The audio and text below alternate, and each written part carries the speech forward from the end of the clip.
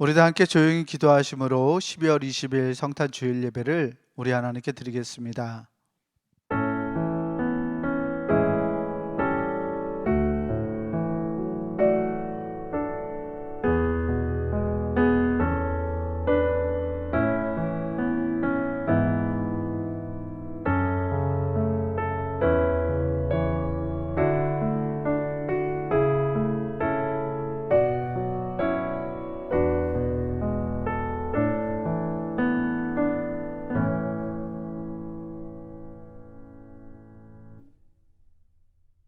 주여, 이제 내가 무엇을 바라리요?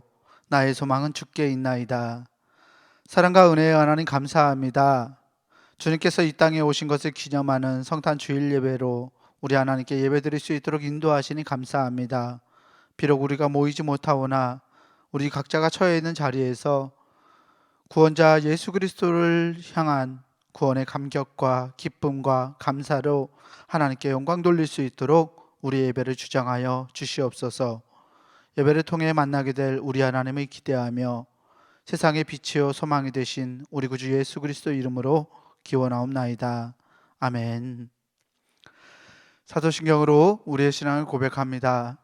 전능하사 천지를 만드신 하나님 아버지를 내가 믿사오며 그 외아들 우리 주 예수 그리스도를 믿사오니 이는 성령으로 잉태하사 동정녀 마리아에게 나시고 본디오 빌라도에게 고난을 받으사 십자가에 못 박혀 죽으시고 장사한 지 사흘 만에 죽은 자 가운데서 다시 살아나시며 하늘에 오르사 전능하신 하나님 우편에 앉아 계시다가 저리로서 산자와 죽은 자를 심판하러 오시리라. 성령을 믿사오며 거룩한 공예와 성도가 서로 교통하는 것과 죄를 사하여 주시는 것과 몸이 다시 사는 것과 영원히 사는 것을 믿사옵나이다. 아멘. 우리 모두 찬송가 123장 함께 찬송 부르겠습니다. 찬송가 123장입니다.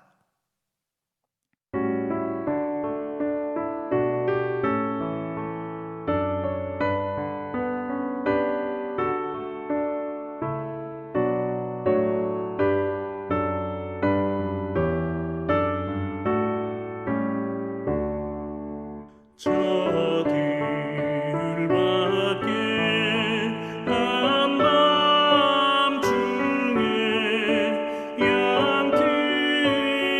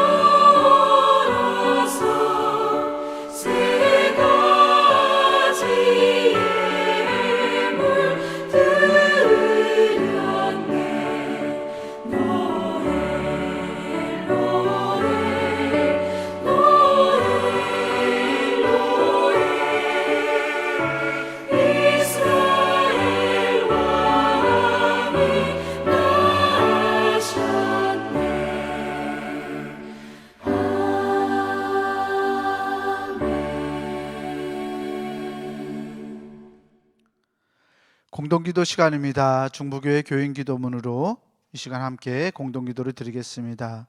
중부교회 교인기도문 함께 공동기도합니다.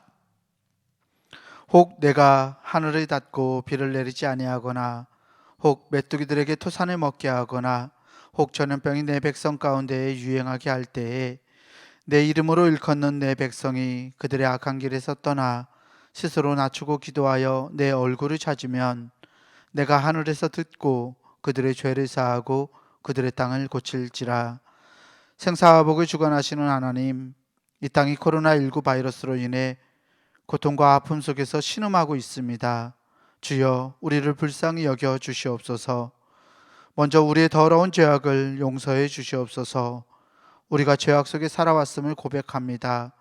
거룩하라고 하셨지만 거룩하지 못했고, 사랑하라고 하셨지만 사랑하지 못했습니다. 불의하고 죄로 가득한 사회를 보면서도 용납하고 때론 눈 감고 살아왔음을 회개합니다. 우리를 불쌍히 여기사 용서해 주시옵소서. 코로나19 바이러스로 인해 병든 이들을 치유해 주시고 고통과 두려움과 우울함 속에 있는 주의 자녀들에게 용기를 허락해 주시옵소서. 이 바이러스와 싸우는 지도자들과 의료진에게 지혜와 용기를 주셔서 지치지 않게 하시고 잘 인도하게 하여 주시옵소서. 이 악한 바이러스의 세력이 속히 물러가게 하시고 정치, 경제, 사회, 문화 모든 분야에 있어서 이 땅이 안정되게 회복시켜 주시옵소서. 보통의 평범한 삶이 복임을 알게 하시고 주님의 은혜 속에 살아왔음을 깨닫게 하여 주시옵소서. 하나님이 세우신 교회들을 보호하시고 우리 중부교회도 지켜 주시옵소서. 모두의 건강과 안전을 지켜주시고 교회의 모든 예배와 활동이 정상화될 수 있도록 인도해 주시옵소서. 모든 백성이 고난 중에 하나님을 향하여 기도하게 하시고 모든 것이 하나님의 능력 안에 있음을 깨닫고 주께 돌아오는 기회가 되게 하여 주시옵소서. 우리를 사랑하시는 예수 그리스도의 이름으로 기도하옵나이다. 아멘. 교동문 120번 성탄절 두 번째 말씀을 교독하겠습니다. 교동문 120번 말씀입니다.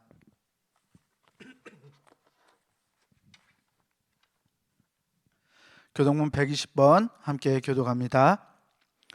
찬송하리로다 주 이스라엘의 하나님이여 그 백성을 돌보사 속량하시며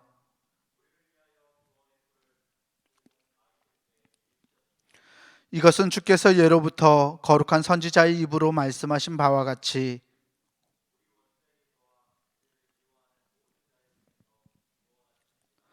우리 조상을 긍휼히 여기시며 그 거룩한 언약을 기억하셨으니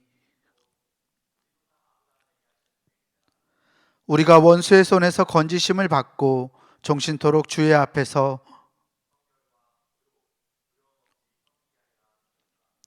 이는 우리 하나님의 긍휼로 인함이라. 이로써 돋는 해가 위로부터 우리에게 임하여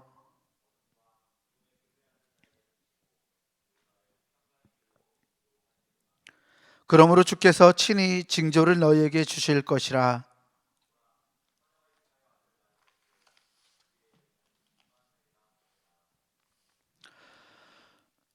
우리 함께 성령찬송 찬송가 5장 찬송 부르겠습니다.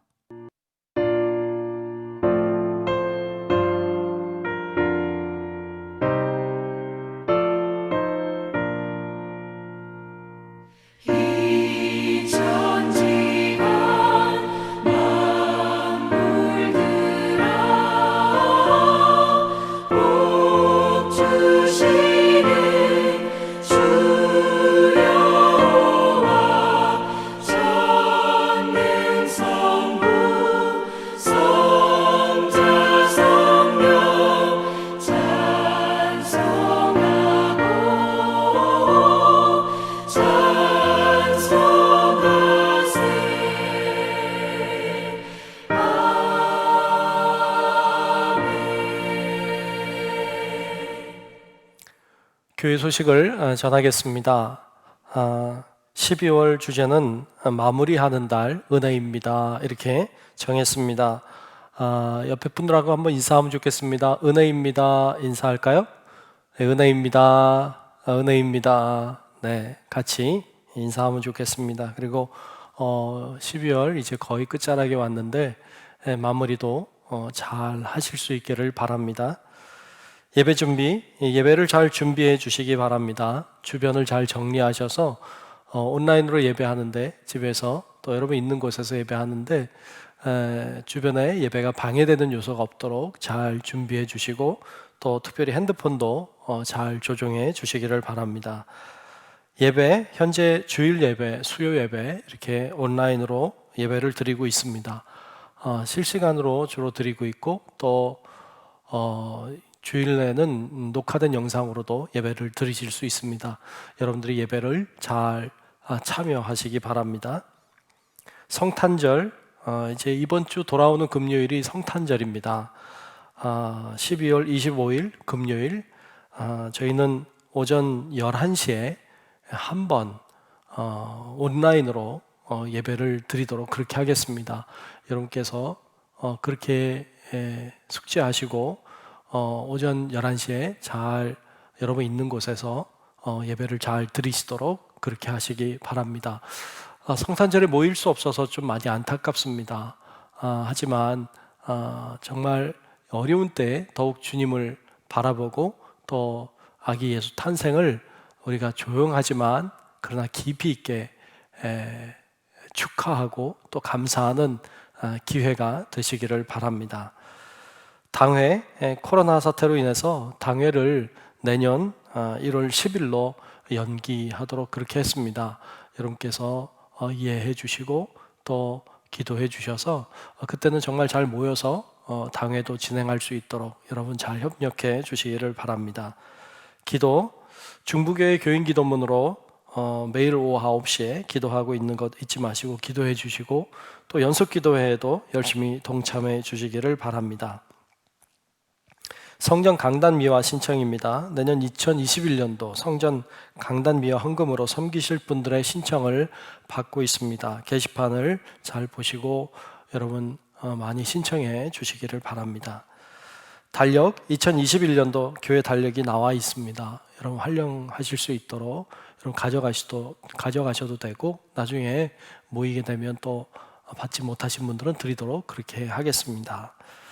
이상 교회 소식을 전합니다. 이 시간 우리 김종호 장로님 나오셔서 대표로 기도하시겠습니다. 우리를 사랑하시는 하나님 아버지 감사합니다. 코로나19와 같이 예상하지 못했던 질병들로 인하여 우리의 일상들이 틀어지고 어려워지는 현실 속에서도 믿음을 잃지 않고 더 나은 내일을 소망하며 살아갈 수 있도록 힘 주시니 더욱 감사합니다. 비록 이전보다 삶이 고달프고 어려운 상황일지라도 어둠의 시간들을 거슬러 메시아 탄생을 기다리며 주의 길을 예비하던 믿음의 선조들을 본받아 스스로의 신앙을 점검하며 나아가는 우리 중부교회 모든 성도님들 되게 하옵소서. 우리 중부교회를 사랑하시는 하나님, 2020년을 시작하며 기도로 준비하였던 여러 가지 계획들이 있습니다. 끝까지 다 하지 못했을지라도 최선을 다하여 열심히 달려갈 수 있도록 우리 중부교회를 사용하시니 또한 감사합니다. 목사님을 비롯한 교회의 모든 임원들과 성도님들이 비대면으로 예배를 드려야 하는 어려운 현실이지만 같은 마음으로 서로를 돌아보고 서로를 격려하며 모든 일에 협력하는 은혜가 풍성한 우리 중부교회가 되게 하옵소서. 주님을 사랑하는 마음들이 변치 않은 믿음으로 더욱 건강하게 세워지도록 우리 중부교회 성도님들을 주님의 손으로 붙잡아 주시고 주님과 소통하는 것에 게으르지 않도록 맡겨진 사명들을 잘 감당하는 모든 성도님들 되게 하옵소서. 주의 일을 행함에 언제나 기쁜 마음으로 늘 기도하며 모든 일에 감사하는 멋진 주님의 자녀들로 성장하게 하옵소서. 특별히 달라진 일상들로 인하여 힘들어하는 우리 대한민국과 타국에서 견디고 있는 선교사님들을 위해 기도합니다. 주님 도와주시옵소서. 회복을 위하여 수고하는 이들의 노고를 헛되지 않도록 좀 더 기다려 줄 알고 협력하여 함께 수고하는 우리 모두가 되게 하옵소서. 선교의 사역지에서 헌신하는 우리 선교사님들과 가족, 그 동역자들 모두의 안전을 주님 지켜 주옵소서. 주님의 백성으로 살아가는 모든 땅에서 기도의 외침이 끊이지 않으며 찬양의 소리가 크게 울려나고 자유로이 하나님과 소통하는 날이 하루속히 오기를 주여 간절히 기도합니다. 하나님, 말씀에 단위로 세우신 우리 길자진 담임 목사님, 교회와 성도님들 위하여 수고하는 마음을 주님 아시오니 이루하여 주시고, 준비하고 전하시는 말씀 가운데 성령님 함께 하시사 갈급한 우리의 심령들이 회갈되어지는 은혜가 있게 하옵소서. 지금 이 시간 영상을 통하여 기도하고 예배하는 우리 중부교회 성도님들 모두의 마음밭에 말씀의 씨앗들이 심겨지고 열매 맺는 예배가 되어지게 하옵소서.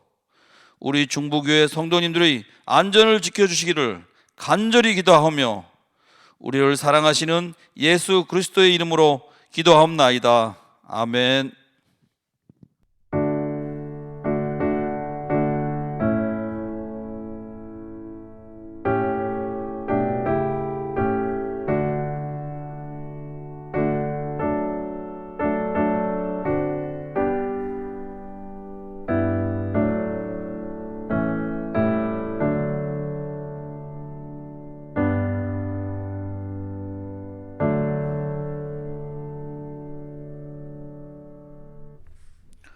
오늘 우리에게 주시는 하나님의 말씀은 누가복음 2장 8절에서 20절까지 말씀입니다. 제가 가진 성경으로 신약 성서 89페이지에 있습니다. 누가복음 2장 8절에서 20절까지 말씀입니다. 누가복음 2장 8절에서 20절까지 말씀 제가 대표로 봉독하겠습니다. 그 지역의 목자들이 밤에 밖에서 자기 양떼를 지키더니 주의 사자가 곁에 서고 주의 영광이 그들을 두루 비춤에 크게 무서워하는지라. 천사가 이르되 무서워하지 말라. 보라, 내가 온 백성에게 미칠 큰 기쁨의 좋은 소식을 너희에게 전하노라. 오늘 다윗의 동네에 너희를 위하여 구주가 나셨으니 곧 그리스도 주시니라. 너희가 가서 강보에 쌓여 구유에 누워있는 아기를 보리니 이것이 너희에게 표적이니라 하더니, 호련히 수많은 천군이 그 천사와 함께 하나님을 찬송하여 이르되, 지극히 높은 곳에서는 하나님께 영광이요 땅에서는 하나님이 기뻐하신 사람들 중에 평화로다 하니라. 천사들이 떠나 하늘로 올라가니 목자가 서로 말하되, 이제 베들레헴으로 가서 주께서 우리에게 알리신 바 이 이루어진 일을 보자 하고, 빨리 가서 마리아와 요셉과 구유에 놓인 아기를 찾아서 보고 천사가 자기들에게 이 아기에 대하여 말한 것을 전하니, 듣는 자가 다 목자들이 그들에게 말한 것들을 놀랍게 여기되 마리아는 이 모든 말을 마음에 새기어 생각하니라. 목자들은 자기들에게 이르던 바와 같이 듣고 본 그 모든 것으로 인하여 하나님께 영광을 돌리고 찬송하며 돌아가니라. 아멘. 이 시간 세상의 빛으로 오신 예수 그리스도라는 제목으로 담임 목사님께서 하나님 말씀 선포하시겠습니다. 네, 오늘은 누가복음 2장 8절로 20절 말씀 중심으로 세상의 빛으로 오신 예수 그리스도라고 하는 제목으로 함께 성탄주일 말씀을 나누려고 합니다. 오늘 말씀 나눌 때 정말 세상의 빛으로 오신 예수 그리스도를 우리 안에 모시고 정말 어려운 때를 잘 감당하고 이겨나가는 우리 성도 여러분들이 될 수 있기를 주님의 이름으로 축복합니다. 예전에 성탄절이 다가오면 설렘이라는 게 있었어요. 설렘. 참 그 성탄절이 온다는 것만으로도 마음이 들뜨고 설레고 기쁘고 즐거웠던 기억이 있습니다. 굉장히 행복한 어떤 분위기 때문이었던 것 같아요. 거리에 나가면 캐롤송이 막 울려 퍼지고 형형색색의 각종 전등들이 불빛을 밝히고 그런 모습을 보기만 해도 굉장히 기분이 들뜨고 좋았던 것 같습니다. 교회에 가면 난로가에 사람들이 같이 모여 앉아서 이런저런 이야기들도 나누고 또 뭐 군밤이나 고구마나 뭐 이런 걸 때때로 잘 구워서 먹기도 하고 그런 기타 치고 같이 찬양도 부르고 뭐 이런 이야기 나누며 같이 웃고 뭐 이랬던 기억들이 많이 납니다. 성탄절 전날이 되면 같이 뭐 윷놀이도 하기도 하고 또는 뭐 선물 교환이나 뭐 이런 게임을 하기도 하고요. 새벽성을 돌기도 했죠. 집집마다 방문하여 노래도 부르고 선물도 받아오고 뭐 이랬던 좋은 추억들이 많이 있습니다. 그때는 예수님이 정말로 세상의 빛으로 오셨다는 것이 믿어졌습니다. 왜? 설레고 기쁘고 즐거웠기 때문이죠. 그런데 언제부턴가 성탄절이 더 이상 설레지지 않게 됐습니다. 이제는 성탄절이 그리 설레지 않습니다. 이게 사실 좀 슬프긴 한데요. 왜 그럴까요? 제가 이제 나이가 좀 들어서 그런 걸까요? 뭐 그럴 수도 있겠죠. 어떤 성탄절의 어떤 분위기들이 많이 사라져서 그런 걸까요? 뭐 그럴 수도 있겠습니다. 근데 혹시 예수님을 잃어버려서는 아닐까요? 예수님의 정신을 또 예수님의 마음을 잃어버려서 설레임이 사라진 것은 아닐까요? 뭐 그런 생각도 사실 해보게 됩니다. 금년 2020년 성탄절은 유독히 설레지 않는 것 같습니다. 유독히 더 어두운 것만 같습니다. 뭐 여러분 아는 것처럼 코로나라고 하는 이 바이러스 사태로 인해서 모임도 가질 수 없고 또 예배도 드릴 수 없는 성탄절임에도 불구하고 이렇게 온라인으로밖에 예배할 수 없다는 것이 참 우리를 슬프게 하고 우리를 힘들게 합니다. 이런 우리의 상황이 마치 캄캄한 밤과 같습니다. 어둡습니다. 무엇인가 해야 되지만 할 수 없는 그런 어둠이 우리 가운데 짙게 깔려 있는 것 같습니다. 교회가 게다가 요즘에 굉장히 사회적으로 지탄을 받고 있지 않습니까? 그러다 보니까 교회가 더 작아진 느낌이고 더 소리를 내면 안 될 것 같고 이런 어떤 약간 주눅이 들었다고 할까요? 어떤 그런 분위기도 있는 것 같습니다. 그래서 교회도 더욱 어둡고 더 침울한 것 같습니다. 그런데 오늘 본문에 보면 예수님이 탄생하신 때가 바로 밤이었음을 우리에게 이야기하고 있습니다. 그러기에 오늘 우리가 밤 같은 시절을 보내고 있는데 예수님 탄생하실 때가 바로 이 밤이었다고 하는데 우리의 소망이 있습니다. 오늘 본문 말씀 8절을 보면 이렇게 기록하고 있죠. 본문 8절에 보면 그 지역의 목자들이 밤에 밖에서 자기 양떼를 지키더니 라고 했어요. 밤에 밖에서 자기 양떼를 지켰다는 것입니다. 밤은 어떤 때입니까? 밤은 어둠의 때입니다. 밤은 캄캄하고 아무것도 할 수 없는 때를 가리킵니다. 사실 지금은 밤이 어둡지 않습니다. 불빛이 있으니까요. 환한 불빛, 전기 불빛이 있어서 불만 켜면 낮과 같이 밝으니까 밤이 아무것도 할 수 없는 때는 분명 아닙니다만 이 시절만 해도 밤이라고 하면 아무것도 할 수 없는 때였습니다. 그렇게 아무것도 할 수 없는 밤에 목자들이 양떼를 지키고 있었습니다. 양떼를 지키고 있는 밤에 양떼를 지키고 있는 목자들의 모습을 생각해 보면 그들의 상황이 마치 그런 것 같습니다. 그들이 처한 상황이 마치 밤과 같습니다. 어둠 속에 우두커니 있는 이 목자들의 모습이 마치 그들의 상황을, 어두운 상황을 보여주고 있는 것만 같습니다. 그렇게 어두운 그때, 그 캄캄한 밤에 천사가 이 목자들에게 나타났습니다. 그리고 그들에게 아기 예수가 탄생했다고 하는 이 기쁜 소식을 전해 주었습니다. 그래서 이들은 그 소식을 듣게 됐죠. 뭐라고 전했습니까? 천사들이 이렇게 전했습니다. 오늘 본문 10절부터 12절까지 말씀해 보면 이렇게 말씀했어요. 천사가 이르되 무서워하지 말라. 보라, 내가 온 백성에게 미칠 큰 기쁨의 좋은 소식을 너희에게 전하노라. 오늘 다윗의 동네에 너희를 위하여 구주가 나셨으니 곧 그리스도 주시니라. 너희가 가서 강보에 쌓여 구유에 뉘어 있는 아기를 보리니 이것이 너희에게 표적이니라 하더니.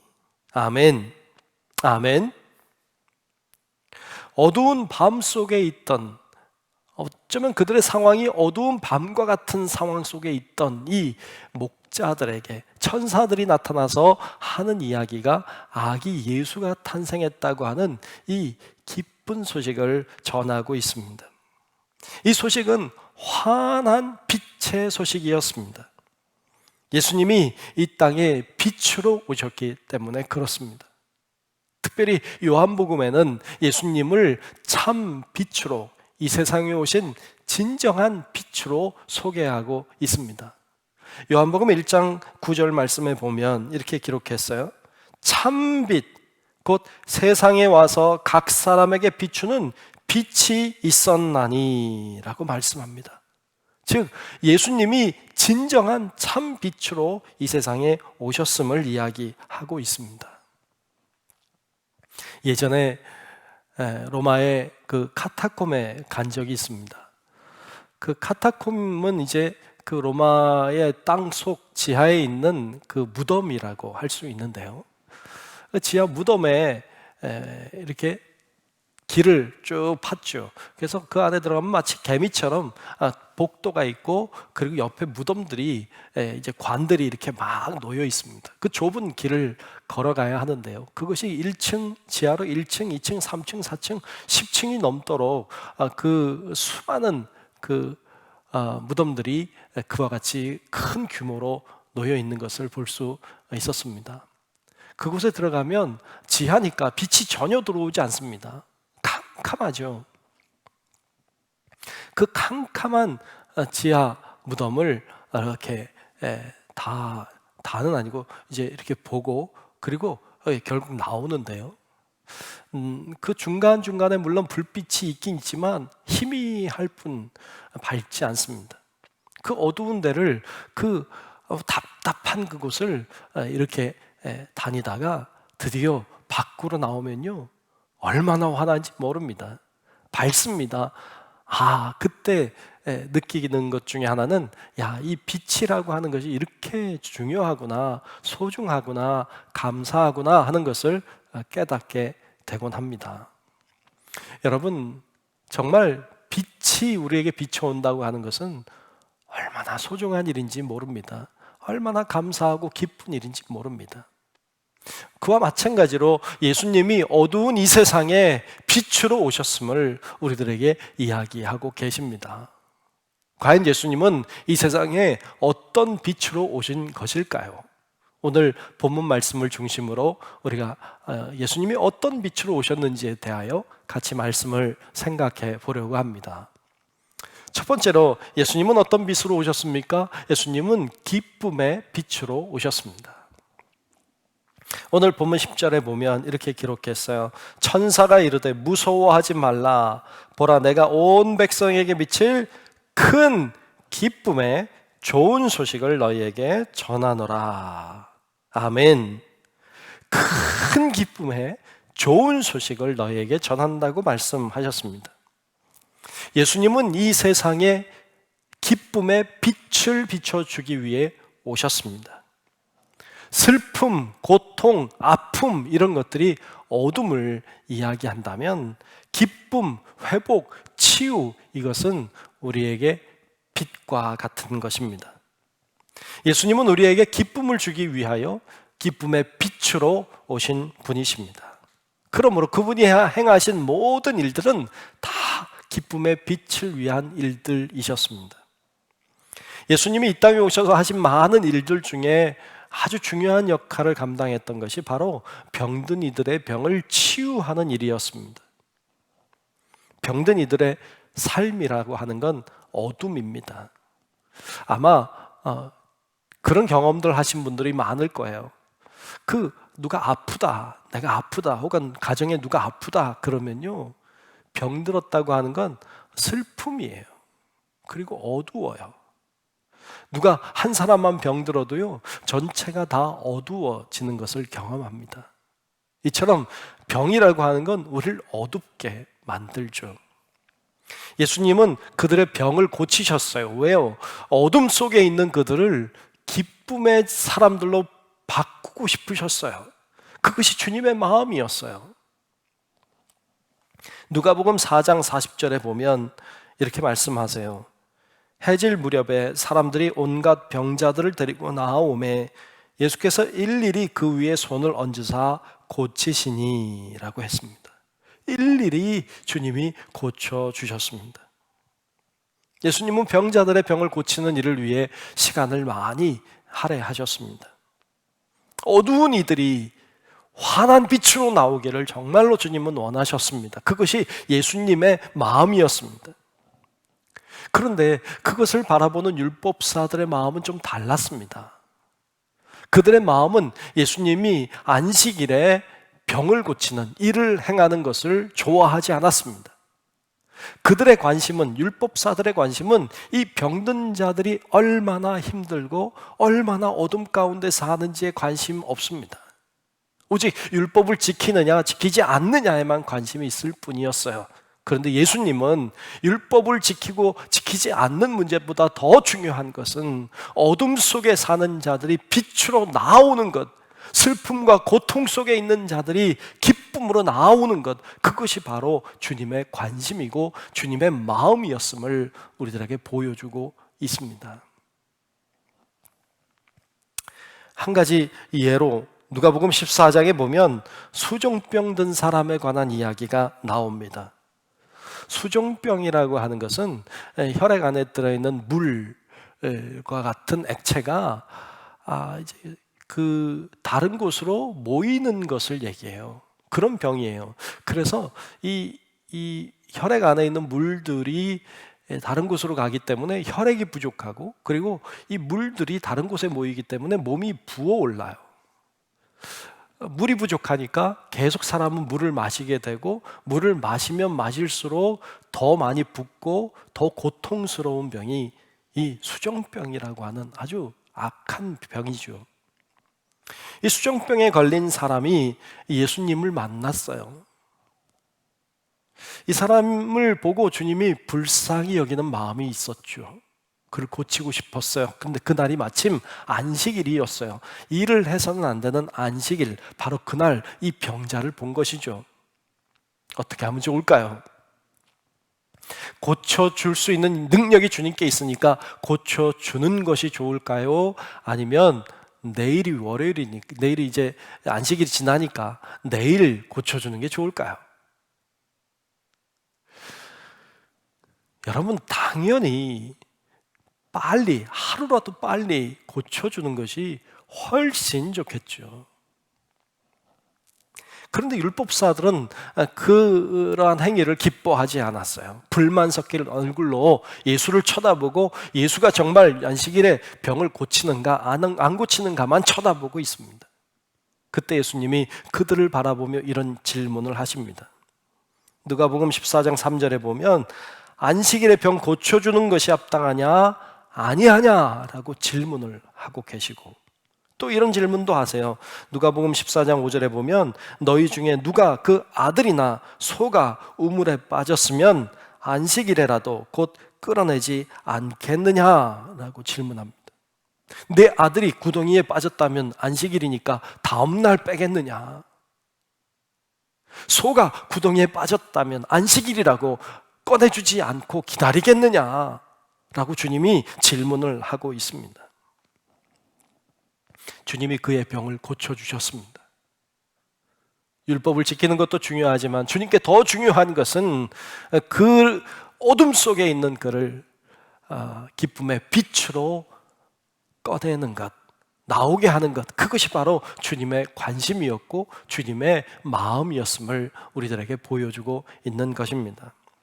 뿐만 아니라 예수님은 귀신 들린 자들의 귀신을 내쫓으시고 이 또한 어둠 속에 있는 그를 기쁨의 빛으로 나오게 하신 것이고, 어떤 죄악에 혹은 어떤 눌림에 눌려있던 이들을 기쁨의 빛으로 나오도록 하는 것, 그것이 주님의 행하신 일들이었습니다.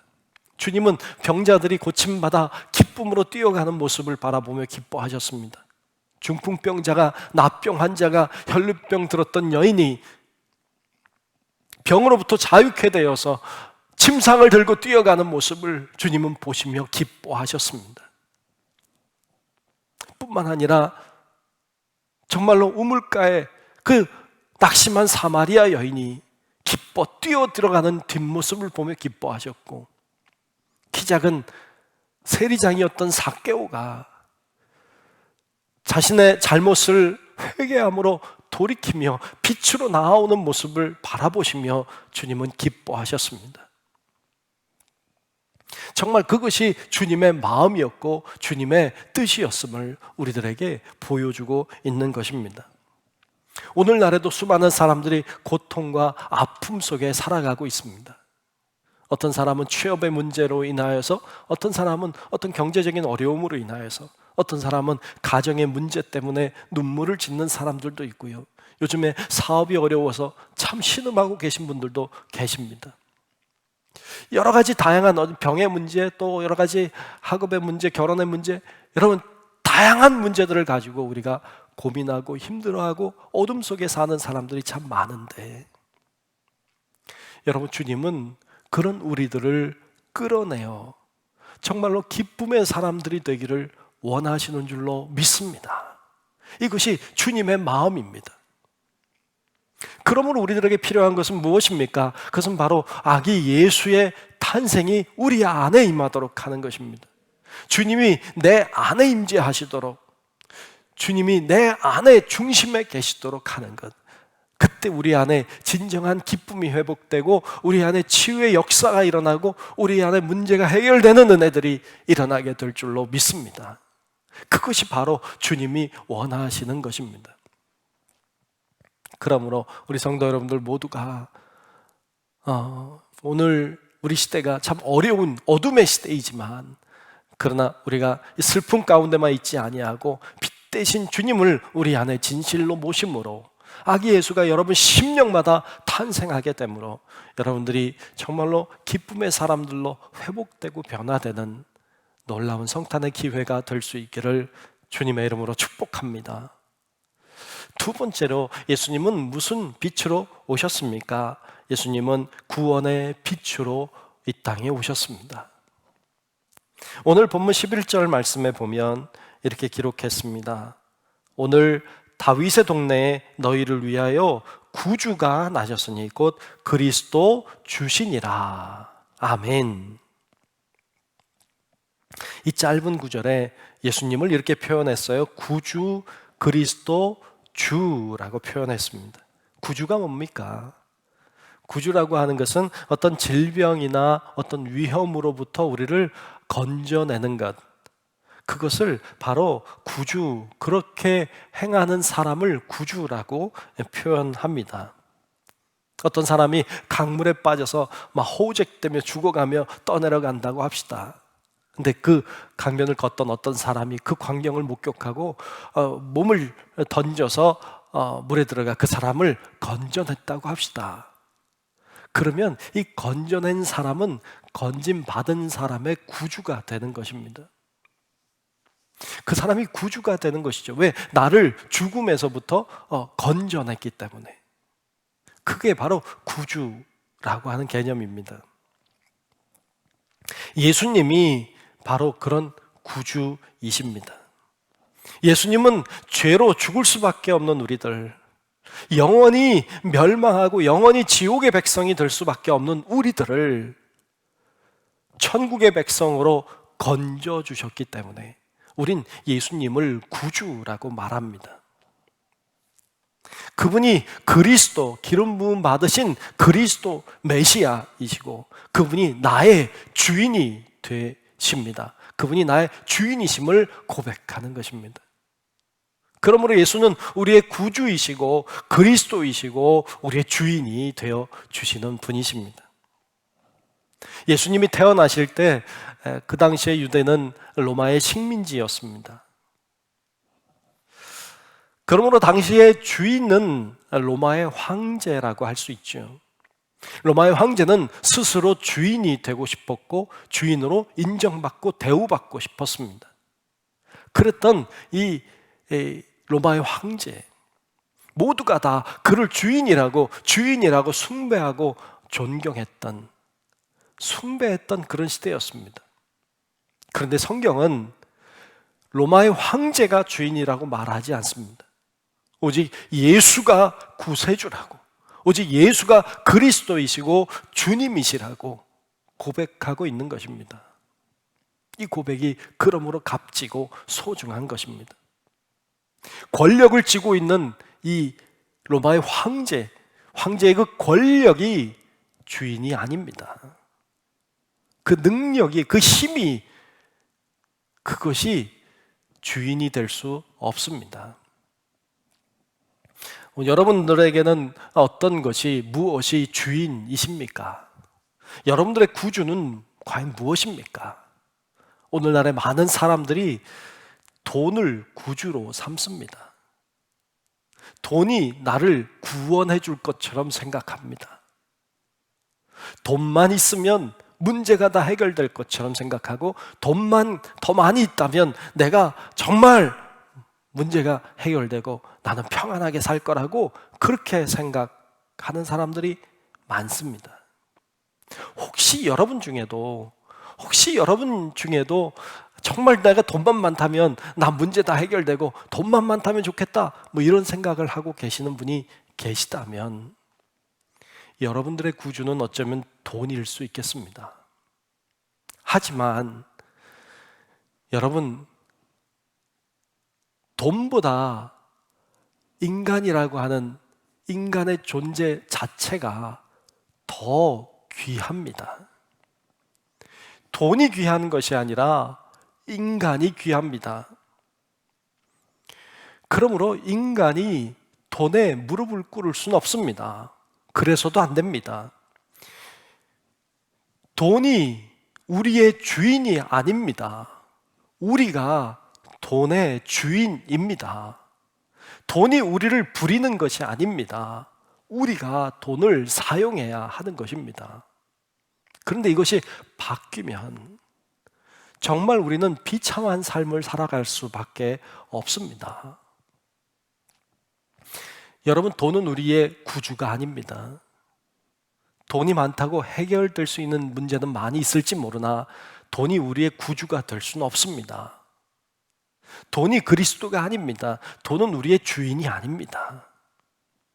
이런 상황 속에 산다고 할지라도 우리의 주인은, 우리의 구주는, 우리의 그리스도는 오직 예수 그리스도 그분뿐이라고 고백하는 사람이 진정한 그리스도인이고 오직 예수님에게만 무릎을 꿇는 자가 진정한 하나님의 사람인 것입니다. 여러분 안에 예수님만이 나의 진실한 구세주라고 하는 정말 진정한 고백이 있는 우리 성도 여러분들이 되시기를 우리 주님의 이름으로 축복합니다. 여러분, 성경에 보면 예수님이 이 땅에 오신 이유, 이 땅에 오신 목적을 본인이 이사야 선지자의 글을 통하여서 우리들에게 말씀하고 있는데요. 그분이 이런 말씀을 하셨습니다. 누가복음 4장 18절로 19절까지 말씀을 보면 주의 성령이 내게 임하셨으니 이는 가난한 자에게 복음을 전하게 하시려고 내게 기름을 부으시고 나를 보내사 포로된 자에게 자유를, 눈먼 자에게 다시 보게 함을 전파하며 눌린 자를 자유롭게 하고 주의 은혜의 해를 전파하게 하려 하심이라 하였더라. 아멘. 예수님이 이 땅에 오신 목적을 이야기하시죠. 가난한 자에게 복음이 전해지도록 하기 위해서 뿐만 아니라 포로된 자에게 자유를 주고 싶어서, 눈먼 자가 다시 보게 하고 싶어서, 또 눌린 자를 자유롭게 하려고, 은혜를 전파하려고 주님이 이 땅에 오셨음을 우리들에게 이야기하고 있습니다. 이런 모든 행위가 다 무엇입니까? 이 모든 행위가 다 우리를 구원하는 행위입니다. 그러므로 주님은 우리의 구주가 되어 주십니다. 주님은 바로 이 구원의 빛으로 우리들에게 오셨음을 말씀하고 있습니다. 이 성탄의 계절에 구원을 위해 오신 주님, 우리가 다른 것에 얽매여 사는 자가 아니라 어떤 세상의 권력이나 세상의 어떤 돈이나 세상의 어떤 능력에, 어떤 권세에 눌려 사는 자들이 아니라 우리가 오직 예수 그리스도만을 구세주로 고백함으로 우리가 그런 것들로부터 자유케 되고 우리가 구원함을 받게 되는 놀라운 성탄의 계절이 될 수 있기를 주님의 이름으로 축복합니다. 세 번째로 예수님은 무슨 빛으로 오셨습니까? 예수님은 소망의 빛으로 이 땅에 오셨습니다. 오늘 본문 12절 말씀에 보면 이렇게 기록하고 있습니다. 너희가 가서 강보에 쌓여 구유에 뉘어 있는 아기를 보리니 이것이 너희에게 표적이니라 하더니. 아멘. 예수님은 아기의 모습으로 이 땅에 오셨습니다. 아기로 왔다는 말은 약한 모습으로 왔다는 의미도 됩니다. 아기는 약합니다. 아무것도 할 수 없습니다. 누구를 돕기는커녕 도움을 받아야만 되는 존재입니다. 하나님의 아들인 예수 그리스도는 이처럼 이 연약한 모습으로 이 땅에 오셨습니다. 심지어 예수님은 마국간에 태어나셨습니다. 마국간은 그리 좋은 곳이 아니지 않습니까? 뭐 깨끗하고 뭐 좋고 뭐 이런 곳이 아니지요. 뭐 호텔 같은 곳 아니지요. 말이나 소나 뭐 이런 짐승들이 기거하는 곳, 소똥, 말똥의 냄새가 나는 곳, 오물이 있는 곳, 지저분한 곳, 어두운 곳, 바로 그곳이 마국간이죠. 그런 마국간에서 예수님이 태어나셨고 말의 밥통인 말구유에 누우셨습니다. 그렇게 연약한 모습으로, 정말 아기의 모습, 아무것도 할 수 없는, 그리고 어두운 환경 속에 태어나신 분이 바로 예수님이셨음을 보여주고 있습니다. 이렇게 어두운 마국간에 태어난 아기, 아무것도 할 수 없는 아기, 거기 소망이 있습니까? 환경은 어둡고 자기는 아무것도 할 수 없는 존재, 주변은 모두가 나를 도와주지 않고 나는 아무런 능력이 없는 그런 존재, 소망이 있습니까? 하지만 소망이 있습니다. 아기는 항상 소망입니다. 어른이 됐다고 하는 건 뭔가 했다는 말도 되지만 이제 할 수 있는 일이 점점 사라진다는 말도 됩니다. 하지만 아기라고 하는 존재는 무엇이든지 될 수 있는 존재, 가능성을 품고 있는 존재입니다. 그러므로 아기는 항상 소망입니다. 특별히 그 예수님이 아기라면, 그 아기가 예수님이라면 그건 말이 다릅니다. 그건 엄청난 능력을 품고 있는 그 아기이기 때문에 아기 예수는 소망인 것입니다. 주님은 이렇게 소망의 빛으로 이 세상에 오셨습니다. 정말 어두운 동굴 속을 탐험하다 보면 그렇게 된다면 여러분 정말 필요한 건 빛일 것입니다. 빛이 있다면 어두운 동굴이라고 해도 걸어갈 수 있겠죠. 그러나 빛이 없다면 어두운 동굴을 한 발자국도 걸어갈 수 없습니다. 또 어두운 동굴을 가다 보니까 동굴 어딘가로부터 빛이 들어온다. 여러분, 빛이 들어온다는 말은 밖이 있다는 말이잖아요. 이 소망이죠. 빛을 볼 수 있다는 건 큰 소망입니다. 하지만 빛이 없다. 어두운 동굴에 내가 있지만 빛이 없다. 비춰오는 빛도 없다. 여러분, 거긴 소망이 사실 없습니다. 오늘 우리는 코로나라고 하는 어두운 터널, 동굴 속에 있는 것과 같습니다. 근데 오늘 우리들이 정말 어려워하는 건 무엇입니까? 사실 코로나라고 하는 바이러스입니까? 사실 아닙니다. 우리가 정말 힘든 것은 이것이 언제 끝날지 모른다는 것입니다. 이게 언제 끝날지 모른다는 것. 그러기에 빛이 비춰오지 않는다는 것. 그것이 우리를 더 힘들고 어렵게 만드는 것 아닙니까? 소망이 있으면, 빛이 있으면 동굴도 그리 어렵지 않습니다. 하지만 빛이 비춰오지 않을 때 동굴은 정말 고통스럽고 아픈 것입니다.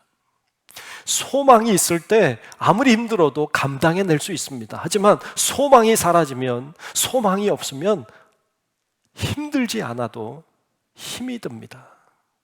이것이 소망이 가지고 있는 능력입니다. 여러분, 이 어려운 코로나라고 하는 상황을 우리가 지나고 있습니다만, 여기서도 우리가 정말 그리스도인들이 가져야 될 소망은 다른 데 있지 않습니다. 오직 예수 그리스도 그분이십니다. 그분만이 우리의 소망이심을 믿고 고백할 때, 정말 우리가 주님의 마음을 품고 주님 앞으로 돌아갈 수 있을 때, 정말 아기 예수를 내 안에 다시 모실 수 있을 때, 그때 주님은 우리 안에 들어오셔서 소망의 빛을 비춰주시고 어두운 우리의 상황을 해결해 주실 줄로 믿습니다. 그 믿음으로, 그 은혜로 주님을 소망 삼아 살아가는 우리 성도 여러분들이 다 될 수 있기를 주님의 이름으로 축원합니다. 사도 바울의 삶을 돌아보면 그가 인간적으로 보면 굉장히 어두운 삶을 살았습니다. 하지만 그는 너무도 힘들고 어렵게 살았지만 그는 가치 없게 살지 않았습니다. 그는 의미 있는 삶을 살아냈습니다. 어떻게 그럴 수 있었습니까? 사실 그는 가진 것이 너무 많았고 그리고 배운 것도 많은 훌륭한 사람이었지만 그는 마치 가난한 사람처럼 살았고 천막을 만드는 일을 하면서 살았습니다.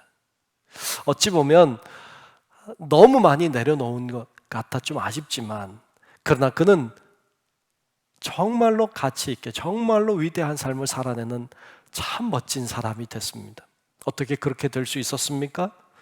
그의 안에 예수 그리스도가 소망이신 그 믿음을 가지고 있었기 때문에 그렇습니다. 그래서 그는 예수님이 소망임을 여러 번 이야기하고 있는데요, 몇 군데 보면 디모데전서 1장 1절에 보면 우리 구주 하나님과 우리의 소망이신 그리스도 예수의 명령을 따라 그리스도 예수의 사도된 바울은 이라고 자기 자신을 소개하고 있고요, 디도서 2장 13절에도 보면 복스러운 소망과 우리의 크신 하나님 구주 예수 그리스도의 영광이 나타나심을 기다리게 하셨으니 라고 말씀하므로 소망이 예수 그리스도에게 있음을 그는 반복하여 이야기하고 있습니다. 예수님을 소망으로 삼은 사람, 그 사람은 가치 있게 살아가게 되어 있습니다. 예수님만이 소망인 것을 믿는 그 믿음으로 사는 사람은 하나님이 그를 통하여 놀라운 일들을 행하셨고 승리하게 하셨습니다.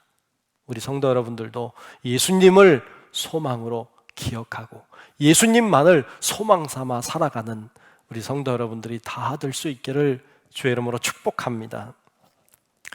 결론을 맺으려고 합니다. 요즘 젊은이들은 교회에 다니는 젊은이들을 보면서 그런 이야기를 한다고 그래요. 너 왜 교회 다니니? 넌 뭐 의지할 게 없어 그러니? 의지할 게 필요하니? 넌 그렇게 의지가 약하니? 그런 얘기 한대요. 즉 교회에 다니면 의지가 약해서 교회 다니는 줄 알고, 그렇게 얘기하는 젊은이들, 또 그렇게 생각하는 젊은이들이 꽤 많다고 합니다. 그러면 의지가 강해서 교회 안 다니는 것일까요? 내 힘으로 내 능력으로 다 할 수 있다고 생각해서 교회 안 다니는 것일까요? 그런 건 분명 아닐 것입니다. 물론 의지가 부족하면 안 되죠. 사람이 의지력도 있고 스스로 할 수 있는 힘도 필요하죠. 그러나 모든 일이 내 뜻대로 내가 계획한 대로 되는 것 아니라는 것도 아는 것도 굉장히 큰 지혜라고 보여집니다. 이 세상은 내 마음대로 다 되지 않습니다. 내 뜻대로만 되는 것은 아닙니다. 그러기에 우리가 두 발을 이 땅에 딛고 살지만 하늘을 바라보며 살아야 합니다.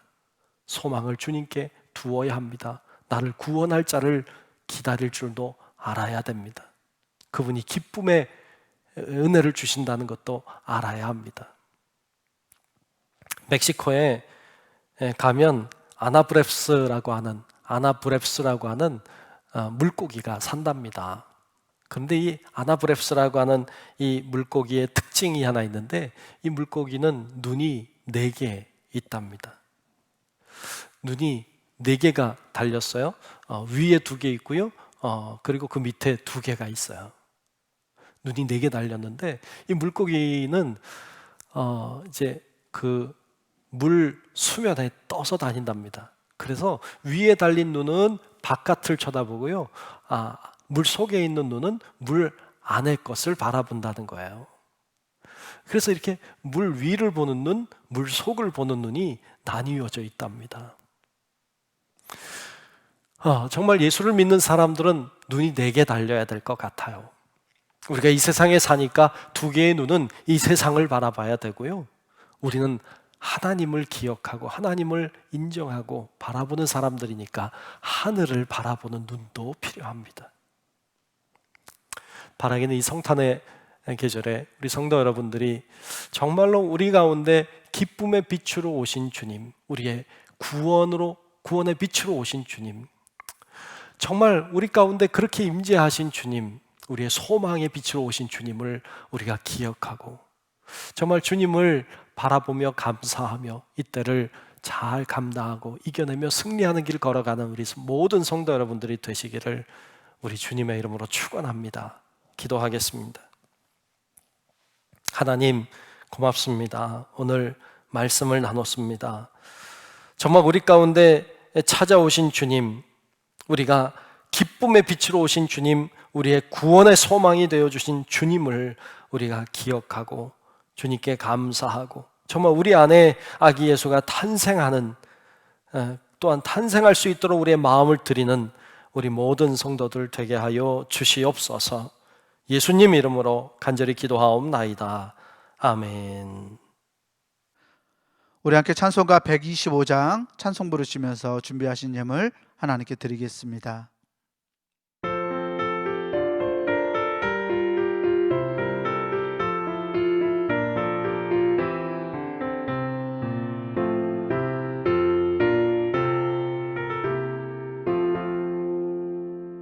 천사들의 노래가 하늘에서 들리니 산과 들이 기뻐서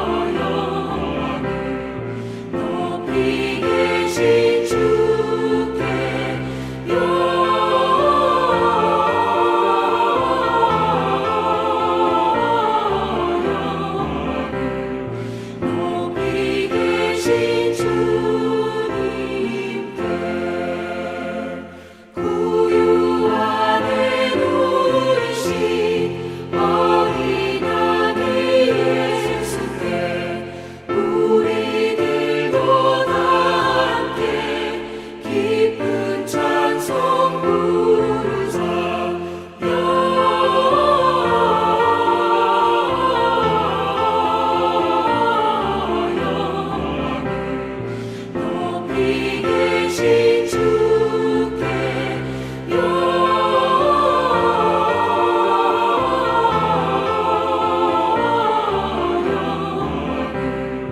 높이 계신 주님께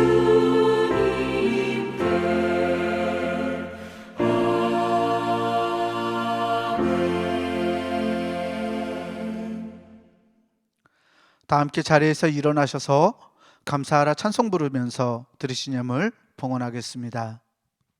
감사하라 내 영혼아, 감사하라 내 영혼아, 내 속에 있는 것들아 다 감사하라. 은혜로우신 아버지 하나님, 하나님 앞에 오늘도 예배 드리게 하시고 또 정성껏 귀한 예물도 드리게 하시니 감사합니다. 하나님 앞에 마음을 다하고 정성을 다하여 드리는 예물을 하나님 받아 주시옵소서. 하나님 앞에 정말로 마음을 다하는 예물, 정성을 다하는 예물, 그 속에 들어있는 모든 것을 하나님 다 받아주시고 우리의 마음도 받아주시고 우리의 정성도 받아주시고 또 우리가 주님을 향한 기도의 제목도 받아주셔서 정말 모든 일이 합력하여 선을 이룰 수 있게 도와주시옵시고 정말 하나님이 기뻐하시는 예물 또 기뻐하시는 우리의 삶이 될 수 있도록 하나님 주관하여 주시옵소서.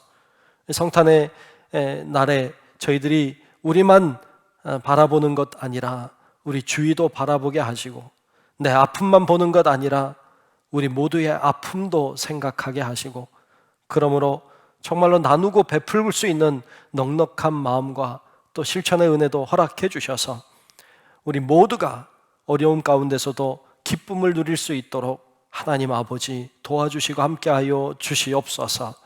하나님 앞에 드리는 예물이 복이 있게 하시고 바르게 쓰이게 하시고 또 은혜롭게 하시고 그러므로 하나님 앞에 영광 돌리는 예물 되도록 도와주시옵소서.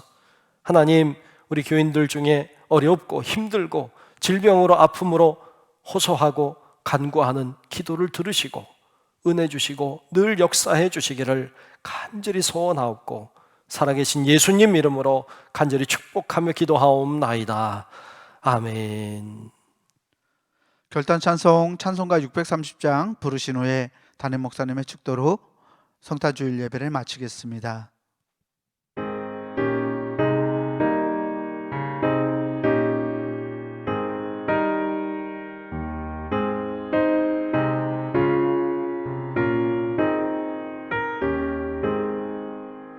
진리와 생명 되신 주, 이 몸을 바치옵니다. 믿음과 소망 사랑에 한 마음 되게 하소서.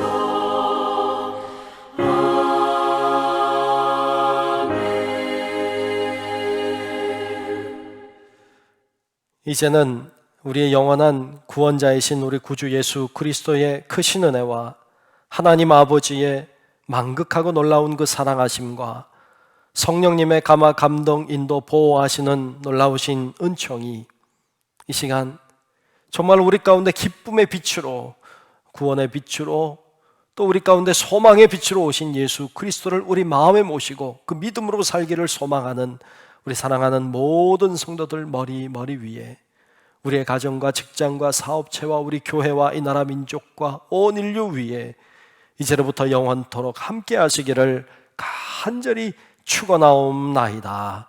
아멘.